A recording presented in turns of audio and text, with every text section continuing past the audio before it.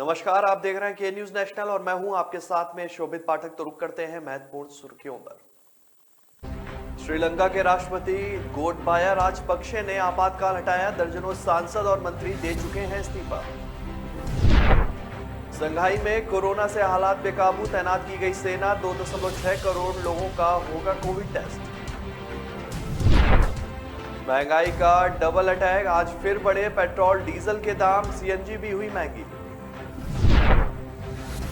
झूठे वादों से चुनावी छल, फिर भी जनता पर ही लूट का बल, पेट्रोल डीजल और सीएनजी की बढ़ी कीमतों को लेकर केंद्र पर कांग्रेस का हमला। पंजाब की जीत के बाद आपकी हिमाचल प्रदेश में एंट्री, आज केजरीवाल और भगवंत मान का मंडी में रोड शो। श्रीलंका के राष्ट्रपति गोटबाया राजपक्षे ने मंगलवार देर रात आपातकाल को तत्काल प्रभाव से हटा दिया है। देश में बढ़ते संकट के बीच 1 अप्रैल को आपातकाल लागू किया गया था। मंगल देर रात जारी गजट अधिसूचना संख्या में राष्ट्रपति ने कहा कि उन्होंने आपातकाल नियम अध्यादेश को वापस ले लिया है, जिससे सुरक्षा बलों को देश में किसी भी तरह की गड़बड़ी को रोकने के लिए व्यापक अधिकार मिले थे। इससे पहले राष्ट्रपति गोटबाया राजपक्षे के नेतृत्व वाली श्रीलंका के सत्तारूढ़ गठबंधन की मुश्किलें मंगलवार को तब और बढ़ गईं जब नव नियुक्त वित्त मंत्री अली साबरी ने इस्तीफा दे दिया। उनके अलावा दर्जनों सांसदों ने भी सत्तारूढ़ गठबंधन का साथ छोड़ दिया है। उधर देश के सबसे बुरे आर्थिक संकट के दौरान राष्ट्रव्यापी विरोध प्रदर्शनों का सिलसिला भी जारी रहा। राष्ट्रपति राजपक्षे ने अपने भाई बालिस राजपक्षे को बर्खास्त करने के बाद साबरी को नियुक्त किया था। बासिल सत्तारूढ़ श्रीलंका पोदुजाना पेरामुना गठबंधन के भीतर आक्रोश की मुख्य वजह थे। राष्ट्रपति को लिखे एक पत्र में साबरी ने कहा कि उन्होंने एक अस्थायी उपाय के तरह यह पद संभाला था। सत्तारूढ़ गठबंधन ने 2020 के आम चुनाव में 150 सीटें जीती थी और विपक्ष के सदस्यों के पाला बदलने से उनकी संख्या में बढ़ोतरी हुई थी। हालांकि इनमें से 41 सांसदों ने समर्थन वापस ले लिया है। इन 41 सांसदों के नामों की घोषणा उनके दलों के नेताओं ने संसद में की। कोरोना वायरस ने एक बार फिर चीन की हालत को खराब कर दिया है। यहां लगातार संक्रमितों की संख्या बढ़ती जा रही है। चीन के कई प्रांतों में कोविड-19 के मरीज बड़ी संख्या में मिल रहे हैं। संघाई में सोमवार से मंगलवार के बीच कोरोना के करीब 9006 नए मामले सामने आए हैं। यह कोरोना की पहली लहर की तेजी के बाद से एक दिन का सबसे बड़ा आंकड़ा है। हालात बेकाबू होते जा रहे हैं। इससे निपटने के लिए चीनी सेना ने संघाई में सेना को भेजने का फैसला किया है। इसके अलावा यहां अलग से 2000 से अधिक हेल्थ वर्कर्स को भी भेजा गया है। आपको बता दें कि ये सभी लोग मिलकर शहर के करीब 2.6 करोड़ लोगों की टेस्टिंग करेंगे। शंघाई की आबादी करीब 2.6 करोड़ है और पिछले कुछ दिनों में इसी शहर में कोरोना के सबसे ज्यादा मरीज मिले हैं।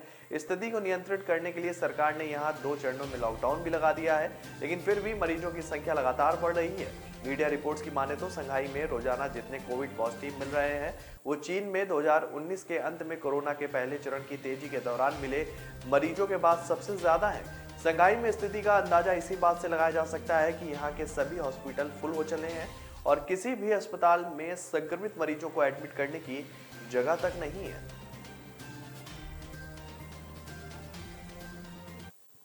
देश में पेट्रोल और डीजल के दाम दिन पर दिन बढ़ते ही जा रहे हैं। दिल्ली में पेट्रोल डीजल के दामों में आज फिर 80-80 पैसे की बढ़ोतरी दर्ज की गई है।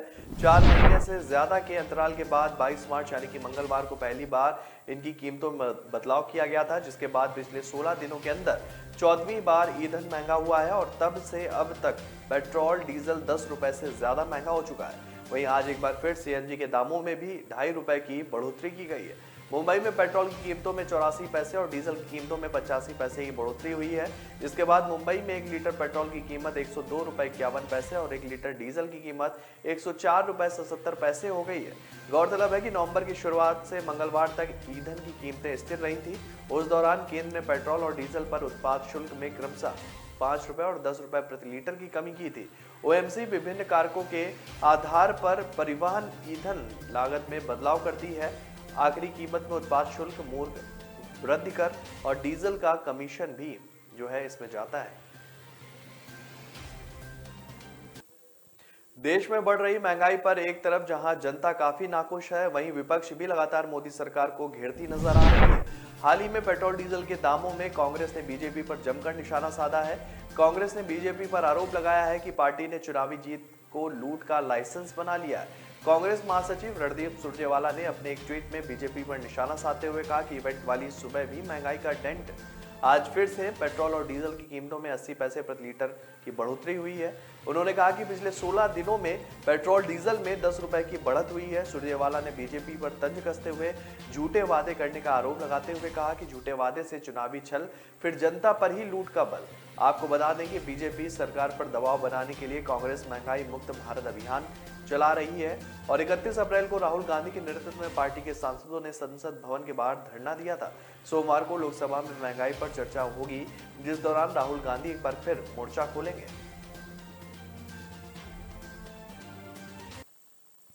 पंजाब में मिली चुनावी जीत से उत्साहित आम आदमी पार्टी ने हिमाचल प्रदेश के लिए योजनाएं तैयार करना शुरू कर दी है।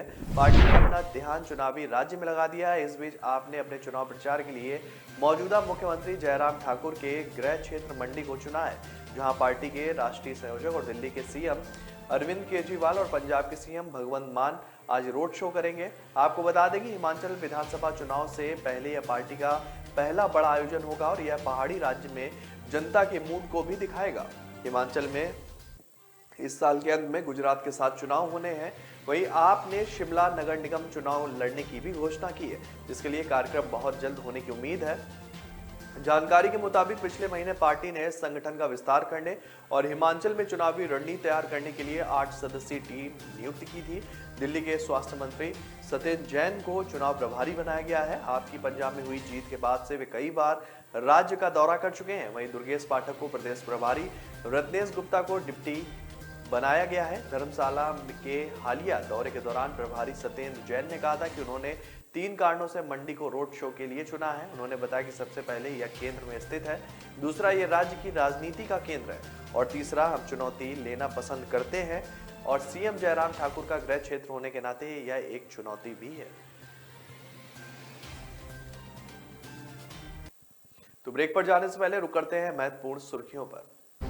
श्रीलंका के राष्ट्रपति गोटबाया राजपक्षे ने आपातकाल हटाया, दर्जनों सांसद और मंत्री दे चुके हैं इस्तीफा। संघाई में कोरोना से हालात बेकाबू, तैनात की गई सेना, 2.6 करोड़ लोगों का होगा कोविड टेस्ट। महंगाई का डबल अटैक, आज फिर बढ़े पेट्रोल डीजल के दाम, सीएनजी भी हुई महंगी। झूठे वादों से चुनावी छल, फिर भी जनता पर ही लूट का बल। पेट्रोल डीजल और सीएनजी की बढ़ी कीमतों को लेकर केंद्र पर कांग्रेस का हमला। पंजाब की जीत के बाद आपकी हिमाचल प्रदेश में एंट्री, आज केजरीवाल और भगवंत मान का मंडी में रोड शो।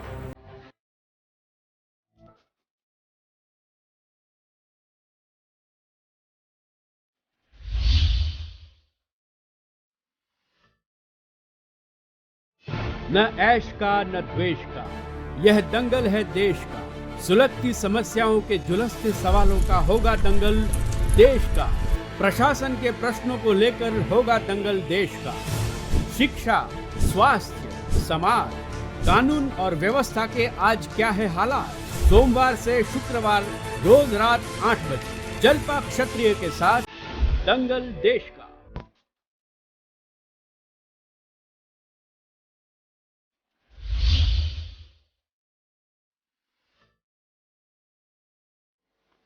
ब्रेक के बाद फिर स्वागत है आपका। रुक करते हैं आगे की खबरों पर। श्रीलंका में जब जन विरोध की आग सत्ताधारियों के महलों को झुलसाने लगी, तब उनको होश आया कि इस बदहाली के मुद्दे पर चर्चा करनी जरूरी है। श्रीलंका में राजपक्षे सरकार ने मौजूदा स्थिति पर संसद में बहस करने का फैसला किया है। यहाँ आज और कल यानी कि 2 दिन संसद में बहस होगी। देश की मौजूदा हालात यह है कि अब यहाँ पर आर्थिक संकट के बाद सियासी संकट के बादल भी गहरा गए हैं। पूरा देश अब राष्ट्रपति को हटाए जाने की मांग कर रहा है, लेकिन राष्ट्रपति गोटबाया राजपक्षे ने एक बार फिर से इस्तीफे से इनकार किया है। जबकि श्रीलंका की पूरी कैबिनेट पहले ही इस्तीफा दे चुकी है, जिसके बाद नए वित्त मंत्री की नियुक्ति हुई, लेकिन उन्होंने 24 घंटे के अंदर अपना इस्तीफा भेज दिया। राष्ट्रपति को अंतरिम सरकार के गठन की सिफारिश भी की गई है। श्रीलंका इन दिनों इतिहास के सबसे खराब आर्थिक संकट का सामना कर रहा है। ईंधन, रसोई गैस के लिए लंबी लाइनें लगी हैं।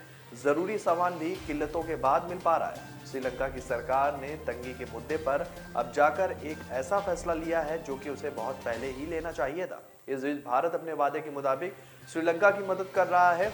भारत ने शनिवार को संकटग्रस्त श्रीलंका को 40,000 टन डीजल वितरित किया है और यह पूरी तरीके से कंगाल हो चुकी अर्थव्यवस्था में संजीवनी बूटी का काम करेगा। दिल्ली की अरविंद केजरीवाल सरकार ने रमजान के मौके पर दिल्ली जल बोर्ड में काम कर रहे मुस्लिम कर्मचारियों को 2 दिन में 2 घंटे की छुट्टी दिए जाने को लेकर एक सर्कुलर जारी किया था, जिसे एक दिन बाद ही दिल्ली जल बोर्ड ने वापस लिया है। दिल्ली जल बोर्ड की तरफ से 4 अप्रैल को एक सर्कुलर जारी किया गया, जिसमें कहा गया कि रमजान के मौके पर दिल्ली जल बोर्ड में काम करने वाले मुस्लिम कर्मचारी एक दिन में 2 घंटे की शॉर्ट लीव ले सकते हैं। लेकिन ठीक एक दिन बाद 5 अप्रैल को एक नया सर्कुलर दिल्ली जल बोर्ड की तरफ से जारी किया गया, जिसमें कहा गया है कि तत्काल इस फैसले को वापस लिया जा रहा है, जो कि तत्काल प्रभाव से लागू किया जा रहा है। दरअसल 4 अप्रैल को जारी किए गए इस सर्कुलर के बाद सोशल मीडिया पर दिल्ली सरकार के फैसले को काफी प्रतिक्रिया मिल रही थी। यहाँ तक कि इस फैसले को कई लोगों द्वारा ट्रोल भी किया जा रहा था। सोशल मीडिया पर कुछ लोगों का कहना है कि एक धर्म के प्रति दिल्ली सरकार ऐसा आदेश जारी कर मुस्लिम कार्ड खेल रही है।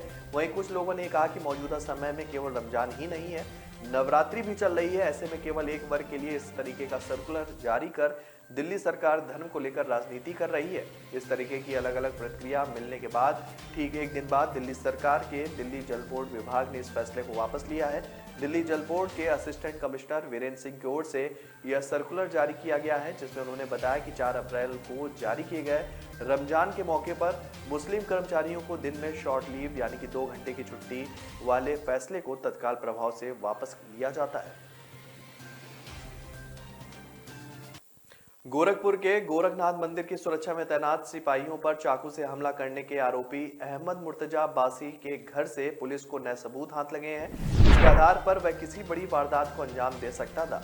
दरअसल मुर्तजा अपने घर की छत पर बीते कुछ दिनों से एयर गन से निशाना लगाना सीख रहा था। गोरखपुर पुलिस ने बरामद की गई एयर गन और छर्रे यूपी एटीएस को सौंप दिए हैं। आपको बता दें कि मुर्तजा इस समय पुलिस हिरासत में है। उसको सोमवार की रात 8 बजे से 11 अप्रैल की दोपहर 2 बजे तक पुलिस हिरासत में रखा जाएगा। इस दौरान पुलिस और सुरक्षा जांच एजेंसियां अपने तरीके से पूछताछ कर रही हैं। दरअसल मुर्तजा ने गोरखपुर के गोरखनाथ मंदिर के साउथ गेट पर रविवार शाम को मंदिर के बाहर सुरक्षा में तैनात पीएसी के 2 कांस्टेबल को धारदार हथियार से हमला कर घायल कर दिया था। गोरखनाथ मंदिर नाथ संप्रदाय की सर्वोच्च पीठ है और उत्तर प्रदेश के मुख्यमंत्री योगी आदित्यनाथ इस पीठ के महंत हैं। हाल ही में यूपी, उत्तराखंड, पंजाब, गोवा और मणिपुर विधानसभा चुनाव में करारी हार के बाद कांग्रेस पार्टी मंथन में जुट गई है। पार्टी अपना अस्तित्व खोती जा रही है, इसलिए नेतृत्व में परिवर्तन की मांग होती रही है। लेकिन कांग्रेस वर्किंग कमेटी की बैठक में पार्टी अध्यक्ष सोनिया गांधी के भाषण से जो बात निकलती है उसका निचोड़ ये है कि आपसी मतभेद भुलाकर पार्टी को मजबूत करने की जरूरत है। कांग्रेस अध्यक्ष सोनिया गांधी ने पार्टी नेताओं की बैठक में कहा कि आगे का रास्ता और भी चुनौतीपूर्ण है और हमारे समर्पण और प्रतिबद्धता की परीक्षा है। हमारे व्यापक संगठन के हर स्तर पर एकजुटता जरूरी है। इसे सुनिश्चित करने के लिए जो भी जरूरी होगा वो करने के लिए मैं प्रतिबद्ध हूँ।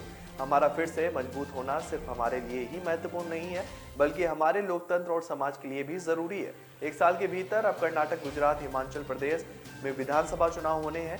तीनों राज्यों में बीजेपी अभी भी सत्ता में है और इसके बाद अगले साल के अंत में राजस्थान, मध्य प्रदेश में भी चुनाव है। मध्य प्रदेश में पिछली बार कमलनाथ के नेतृत्व में कांग्रेस ने सरकार तो बनाई, लेकिन पार्टी घर नहीं संभाल पाई और सत्ता हाथ से निकलकर बीजेपी के पास चली गई। अब कमलनाथ के नेतृत्व में एक बार फिर कांग्रेस के मध्य प्रदेश ने चुनाव लड़ने की तैयारियां शुरू कर दी हैं। सोमवार को भोपाल में कांग्रेस नेताओं ने मीटिंग की और चुनाव पर चर्चा भी की। भारत और अमेरिका के रक्षा और विदेश मंत्रियों के बीच होने वाली द्विपक्षीय सालाना बैठक 2+2 से पहले विदेश मंत्री एस जयशंकर ने अमेरिकी विदेश मंत्री एंटनी ब्लिंकन से बात की है। बातचीत में मुख्य रूप से यूक्रेन के ताजा घटनाक्रम पर चर्चा की गई। एक हफ्ते में जयशंकर और ब्लिंकन के बीच टेलीफोन पर दूसरी बातचीत हुई है। यह वार्ता ऐसे वक्त हुई है जब रूस से बड़ी मात्रा में रियायती कच्चा तेल खरीद के भारत के संकेत और पश्चिम देशों के बीच बेचैनी बढ़ गई है। जयशंकर ने ट्वीट किया कि हमारे बीच 2+2 वार्ता से पहले विदेश मंत्री ब्लिंकन से बात हुई है और द्विपक्षीय मुद्दों और यूक्रेन से संबंधित नवीनतम घटनाओं पर चर्चा के बाद कुछ दिनों पहले रूस के मंत्री सर्गेई लावरोव भी 2 दिवसीय भारत पर यात्रा पर आए थे, जिसमें अन्य मुद्दों को लेकर बात हुई थी। तो ब्रेक पर जाने से पहले रुक करते हैं महत्वपूर्ण सुर्खियों पर। श्रीलंका के राष्ट्रपति गोटबाया राजपक्षे ने आपातकाल हटाया, दर्जनों सांसद और मंत्री दे चुके हैं इस्तीफा। संघाई में कोरोना से हालात बेकाबू, तैनात की गई सेना, 2.6 करोड़ लोगों का होगा कोविड टेस्ट। महंगाई का डबल अटैक, आज फिर बढ़े पेट्रोल डीजल के दाम, सीएनजी भी हुई महंगी। झूठे वादों से चुनावी छल, फिर भी जनता पर ही लूट का बल, पेट्रोल डीजल और सीएनजी की बढ़ी कीमतों को लेकर केंद्र पर कांग्रेस का हमला। पंजाब की जीत के बाद आपकी हिमाचल प्रदेश में एंट्री, आज केजरीवाल और भगवंत मान का मंडी में रोड शो।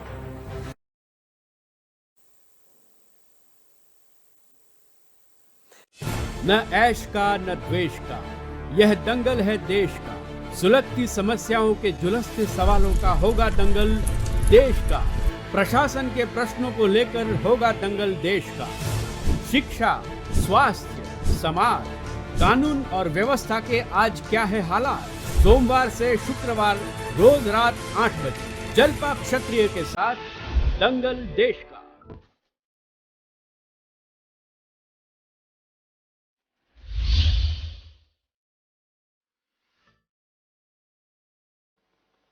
ब्रेक के बाद फिर स्वागत है आपका। रुक करते हैं आगे की खबरों पर।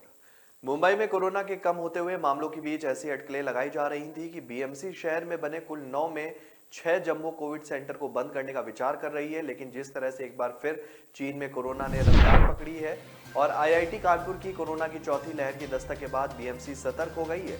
बीएमसी का कहना है कि शहर में बने किसी भी कोविड सेंटर को अभी बंद नहीं किया जाएगा। टास्क फोर्स के डॉक्टरों के साथ लगातार बातचीत चल रही है। आने वाले कुछ दिनों में जंबो कोविड सेंटर को बंद करना या चालू रखना है, इस पर टास्क फोर्स विचार करेगी और उसके फैसले का अनुसरण किया जाएगा। बीएमसी के एडिशनल कमिश्नर सुरेश ककनानी ने जंबो कोविड सेंटर को बंद करने की बातों को खारिज करते हुए कहा कि मुंबई में कोरोना की लड़ाई में जंबो कोविड सेंटर का अहम योगदान रहा है। मुंबई में मामले कम हुए हैं, इसलिए हमने मौजूदा वक्त में 9 में से 3 कोविड सेंटरों को चालू रखा है। बाकी बचे हुए 6 जम्बो सेंटर को स्टैंड बाई मोड पर रखा गया है। स्टैंड बाई मोड को बंद करना गलत होगा। चौथी लहर की आशंकाओं को हम खारिज नहीं करते हैं। आपको बता दें कि हाल ही में मुंबई महानगर पालिका ने मुंबई में अपने क्षेत्र में बिना मास्क के घूमने की छूट दे दी है। फिलहाल अब मुंबई में बिना मास्क घूमने पर जुर्माना नहीं लगाया जाएगा। यूपी में गर्मी से परेशानी बढ़ती ही जा रही है। भारतीय मौसम विज्ञान विभाग के अनुसार आने वाले अगले 5 दिनों में गर्मी में और इजाफा होगा, क्योंकि इस दौरान हीट वेव चलने की पूरी संभावना है। इसकी वजह से लू की मार लोगों को झेलनी पड़ सकती है। यूपी में फिलहाल बारिश की कोई भी संभावना नहीं है और 10 अप्रैल तक तापमान जो है इसी तरह से रोज नए रिकॉर्ड बना सकता है। इसके बाद मौसम में कुछ बदलाव हो सकता है। फिलहाल मौसम शुष्क बना रहेगा और तेजी से धूप निकलेगी। वहीं यूपी में वायु गुणवत्ता सूचकांक ज्यादातर शहरों में मध्य या संतोषजनक श्रेणी में है। लखनऊ में बुधवार को अधिकतम तापमान 42 और न्यूनतम तापमान 21 डिग्री सेल्सियस रहने का भी अनुमान है। हीट वेव चलने की संभावना है। वायु गुणवत्ता सूचकांक मध्य श्रेणी में 150 दर्ज किया गया है। वाराणसी में अधिकतम तापमान 42 और न्यूनतम तापमान 21 डिग्री सेल्सियस रहने की भी संभावना है। यहाँ हीट वेव चलने का अनुमान है। वायु गुणवत्ता सूचकांक संतोषजनक श्रेणी में 100 पर है। उत्तराखंड के मुख्यमंत्री पुष्कर सिंह धामी ने संसद भवन में गृह मंत्री अमित शाह से मुलाकात की है। उन्होंने शिष्टाचार भेंट के अलावा राज्य के विकास को लेकर बात की है। इस पर मुख्यमंत्री ने केंद्रीय गृह मंत्री अंतर्राष्ट्रीय सीमाओं के जनपदों में हिम प्रहरी योजना लागू किए जाने में केंद्र से सहयोग का अनुरोध भी किया है। मुख्यमंत्री ने कहा है कि उत्तराखंड सरकार द्वारा अंतर्राष्ट्रीय सीमाओं के जनपदों में चमोली, पिथौरागढ़, चंपावत और ऊधम सिंह के खटीमा के ग्रामों से हो रहे पलायन को रोकने, दैवीय आपदा में राहत व बचाव कार्यों के लिए पुलिस, आईटीबीपी और एसएसबी के सहयोग से सीमा रक्षक दल हिम प्रहरी दलों का गठन किया जाना प्रस्तावित है। इन दल में सम्मिलित व्यक्तियों को प्रोत्साहन भत्ते के रूप में मानदेय प्रस्तावित है और इस पर लगभग 5 करोड़ 45 लाख रुपए का व्यय भार अनुमानित है, जिसमें केंद्र का सहयोग मांगा गया है।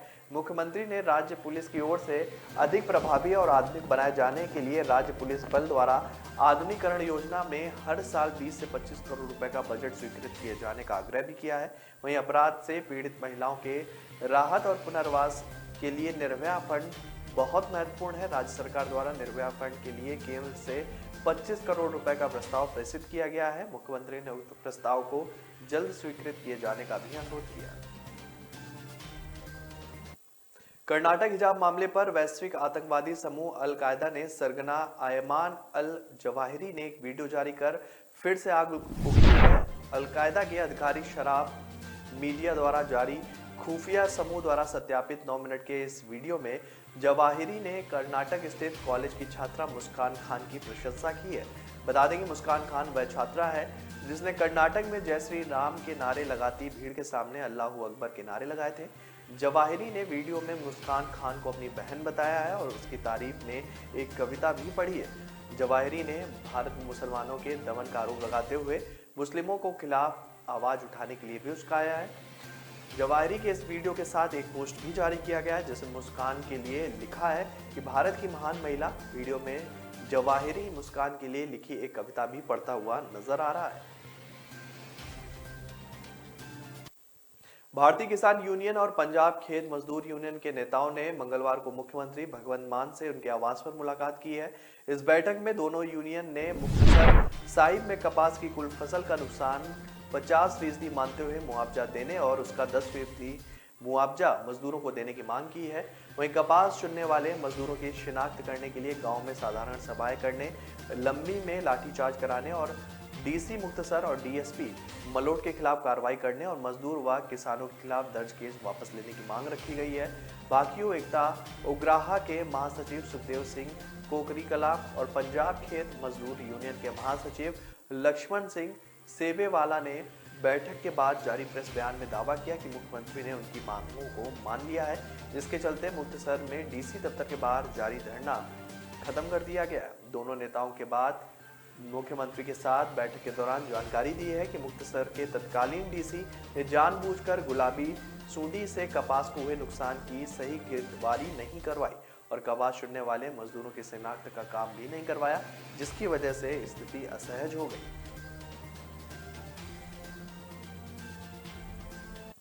तो फिलहाल इस बुलेटिन में मेरे साथ इतना ही। आगे की खबरों के लिए बने रहिए के न्यूज नेशनल के साथ। तब तक के लिए नमस्कार।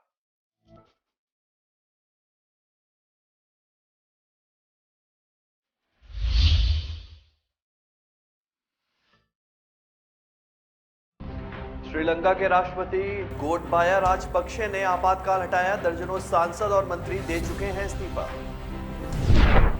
संघाई में कोरोना से हालात बेकाबू, तैनात की गई सेना। 2.6 करोड़ लोगों का होगा कोविड टेस्ट। महंगाई का डबल अटैक, आज फिर बढ़े पेट्रोल डीजल के दाम, सीएनजी भी हुई महंगी। झूठे वादों से चुनावी छल, फिर भी जनता पर ही लूट का बल। पेट्रोल डीजल और सीएनजी की बढ़ी कीमतों को लेकर केंद्र पर कांग्रेस का हमला। पंजाब की जीत के बाद आपकी हिमाचल प्रदेश में एंट्री, आज केजरीवाल और भगवंत मान का मंडी में रोड शो।